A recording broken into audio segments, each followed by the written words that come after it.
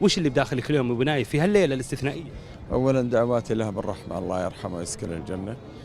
وتمنيت أن التكريم لو كان في حياته وهو موجود، لكن الحمد لله على كل حال. مع المستشار ما قصر، الله يطول عمره، يعني قام بالواجب وأكثر وأكرمه فعلا، تكريم يستحقه. وش هي مشاعرك اليوم خالد عبد الرحمن الداخليه انت؟ طبعا بالسرور المتكامل، يعني أنا أحبه، يعني هذا يكرم الرجل الإنسان قبل لا يكون الفنان، الله يغفر له ويرحمه. النجم ماجد عبد الله، اهلا وسهلا، حياك الله، منور هالليله الاستثنائيه، ان تكون نجم رياضي وتشارك في هذه الليله الفنيه، ايش يعني لك في تكريم صوت الارض الراحل الله يغفر له ويرحمه طلال مداح؟